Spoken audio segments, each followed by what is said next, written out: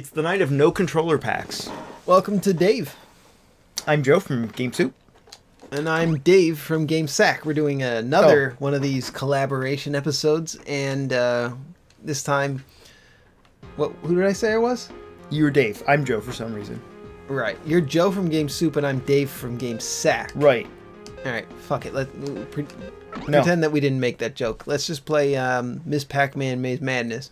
They can't possibly have these graphics. What do you mean? Man, look at how old-timey and crappy they are.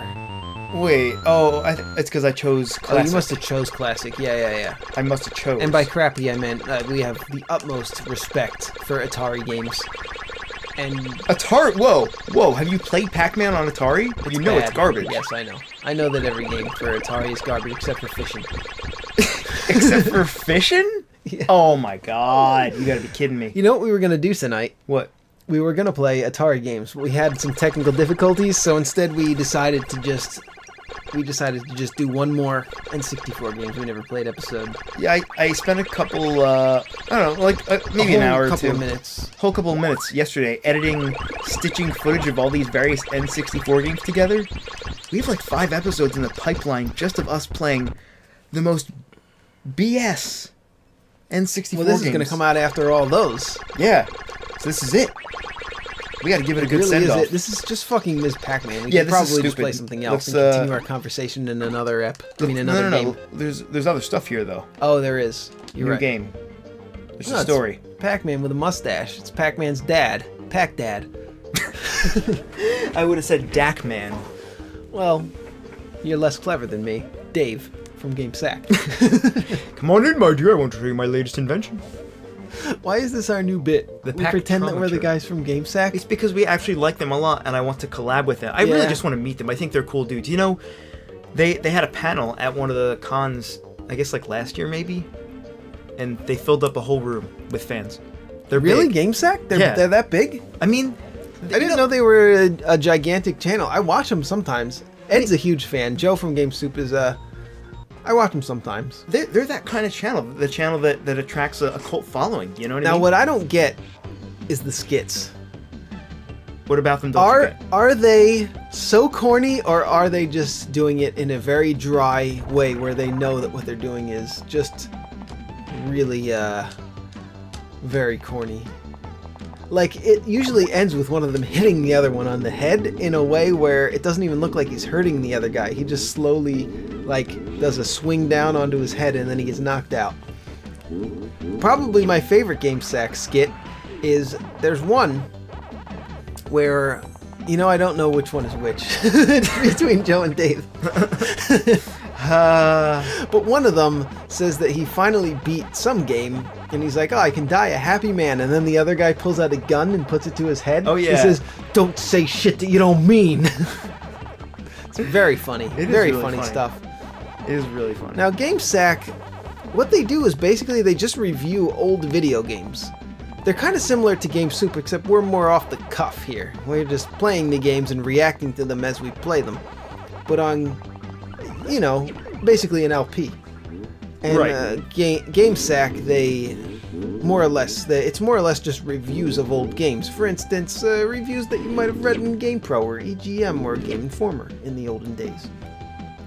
But it's just, yeah, it is. They speak it and they show you clips from the game that they're describing. You know, it's got more character than those. You know, it certainly does. I mean, if you ever read you've ever read a Game Informer article, you know that there's very little soul put into those. I'm not a big fan of game reviewers, if you can't tell. A pop-up pad. It boings you into the air. If I want to find out if a game is good, I usually go on to, I check the reviews on Steam or I like Metacritic, GameFAQs, anything that's user reviews. Right. I never trust. I just don't trust game. What do you call it? Press. Yeah, game journalism in general. Journalism, yeah. I don't trust game journalism at all. And you shouldn't. One reason is that they can be bought out by advertisers. I mean, that's the thing. Any industry can be bought out by advertisers, if somebody's advertising with you, you're probably going to be more apt to give them a good review. I mean, like the Kane and Lynch thing, remember that? Even if we get a review copy of a game, we're slightly... I mean, we're going to be nicer about it. We're still going to give an honest review here on GameSoup. We shouldn't be nicer, though. We shouldn't. We shouldn't, though. We shouldn't even do that. But can you imagine if they're... That's the thing, you get blacklisted. If you're getting advertisers. Yeah, and you might get blacklisted. Like, maybe you say that Taito games suck, and then they don't send you the next Bust-A-Move to review, and they don't advertise their new Bust-A-Move game with you. They don't send you the new Bust-A-Move for the N64 that they're releasing this year in 2017. Yeah. See, I don't trust them. I still don't trust game review sites, and plus a lot of these reviewers are kind of pretentious too. Like, they think they know a lot of stuff about video games when I usually know more than them about video games. Doesn't that make you pretentious? Yeah. I'm definitely what you might call pretentious. Yeah? If I was going to be pretentious about anything, it would probably be video games. But I think that it's helpful to have a level of humility. Like, I don't think that I know more about video games than anybody else in the entire nation. But I think humility is an important characteristic to have. No, I think you're wrong, and I'm better as a man. Oh no, you're right. You're right. Are you enjoying this, or do you want to check out another title? I actually am really enjoying this, but maybe we should play something else. We haven't talked about this title at all, but I would like to continue this discussion on humility. Let's try something else. We'll be right back. Yeah, we're good. The font looks kind of messed up, though. Yeah, it looked messed up, but it's fine now. Okay. Yeah, press the A button to record. So our next game in this series, in this episode... We shouldn't say that either, because it might... Bust-A-Move 99. Because what if it is the first episode? It's Bust-A-Move 99. Okay.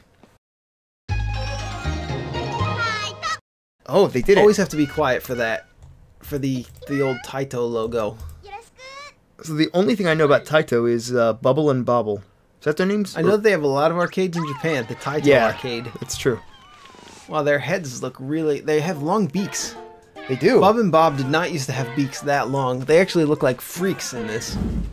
And they were killed. Oh no, they weren't killed. Okay, I was just about to say this is the last game that they ever appeared in because they were killed in the title screen. Bust-A-Move 99. But they weren't. No. This game came out in 1999, and it was by Taito. Analog stick. I'm gonna play arcade. Yeah, I know it's Rumble Pack compatible, but who cares? We can do puzzle mode or player versus computer. Let's do puzzle. I want to see player versus computer. Well then, fine. We're gonna play normal and we can pick characters in this one. Is that Champ Champ from Samurai Showdown? You get very limited amount of time to pick your character. You really do. Oh shit. Well, I guess we're being you picked her. Orange dress. Bust-A-Move. Was this released in America? I assume so. I guess they must have different abilities like in Super Puzzle Fighter. I played a lot of Bust-A-Move 2. That's the one that I have the most experience with. What abilities could they have in this game, though? This is a puzzle game, you know? Yeah, but it's probably the color of gems, the color of circles that they send to the other player. That's how it works in Super Puzzle Fighter. Oh. You always... I mean, if you know anything about Super Puzzle Fighter 2... Nope. You know you just pick Donovan. He's the best character. He's just... There's a weak argument to be made for playing Ken, but you just pick Donovan. Wow, okay. I've had a drink today. Did I win? You won. Oh, he was killed. Okay. Well, I'll just take credit. Quiz Go-Go. What game are you playing now? Really? Wait, what the fuck? You didn't even answer that, did you? No, I didn't. I didn't press a single button. I don't know what the fuck just happened. Was it a joke? I really don't know. What game are you playing right now? All right. Well, thank you. There are not many people who wouldn't know the answer to that. No, that's about the easiest question you could possibly ask somebody. I mean, you go to the store and you drop $60 on an N64 cartridge. You're gonna know what it's called, right?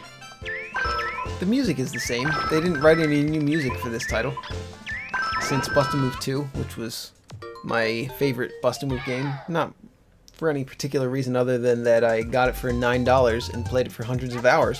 Taito Precio. Okay.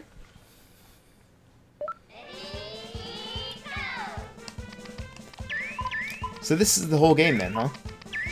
Yeah, you shoot bubbles at other bubbles, you match them up. It's a great puzzle game. And when you knock out enough of them, it sends trash bubbles over to the other side. So you attempt to disrupt their side by destroying bubbles on your side. And one of the strategies, though, in this as well as other versus puzzle games like Super Puzzle Fighter, you can play it greedy if you want. You can build up a bunch of junk bubbles in one spot and then try and knock them all off.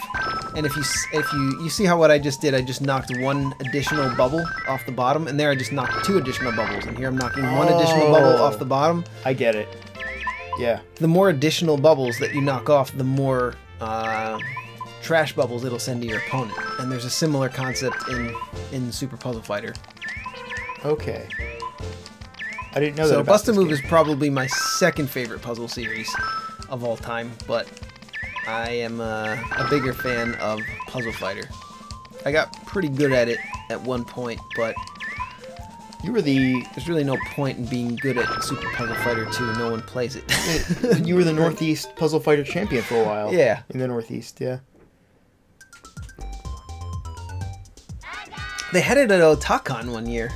Really? Yeah, they have the video game room at conventions usually. I was at Otakon many years ago, but they had Super Puzzle Fighter, and there's not a lot of players, but I played it a lot because I'm a big fan of it, and I was crushing everybody. And then there was this lady, Okay. and I was like, oh, I'm gonna win because I was winning against everybody, and then she crushed me. Oh. And then she was giving me tips. And she was like, well, at least you know to pick Donovan. Donovan, huh? You have to pick Donovan. Who's Donovan? From Darkstalkers. Or Vampire Savior in Japan. Cool, good knowledge, Joe. Thanks. I know a lot about Capcom games. Capcom. Is this Capcom? No, this isn't Capcom. This is Taito, as that small child told us in the beginning of the game on that logo screen. So what does Donovan do that's special? He sends just a complicated set of junk tiles over to your opponent when you're successful in Super Puzzle Fighter 2. That's really compelling. Incredibly. Yeah. Should we try another game? Yeah. Yeah, let's do it. I mean, horse racing in Japan is... It's huge. Yeah. There's an entire floor in every arcade dedicated to horse racing simulations. It really is. We're not even joking. If you go to Japan, you're gonna see, guaranteed you're gonna see a horse racing game. Every time I went into an arcade in Japan, which was many times. Right. Hundreds of times. I may have visited 100 arcades in Japan. I really went to a lot of them. Basically everyone that I saw, because I just wanted to see what they had.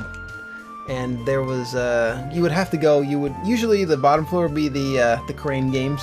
Right. You go up a floor, there's the galloping games, aka the horse racing simulations. I'd skip right past those. You go up a floor, you got your Gundam simulations, those are pretty cool. And then you go up another floor, and that's where the shmups, the fighting games, they're really the core of gaming is. That's where all the gamers go. I love the term gamer. If there's anything that we love here on GameSoup, it's the term gamer, and if there's any other channel that we love on this channel, it is Game Sack. Right. And my name's Joe. I'm Dave. And Dave is here with us today, and he's going to be playing a horse racing game on the N64. Wait, what the hell? It sent me back to the main screen.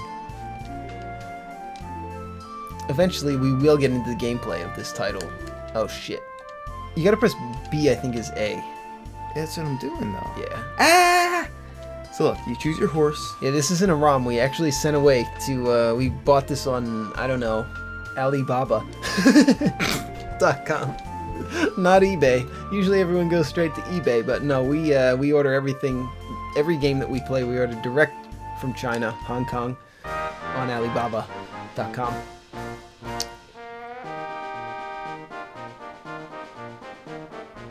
Yeah, I'm not reading that. Bakuapuram Mugadimasen. There's no controller pack. You don't have the controller pack. Yep.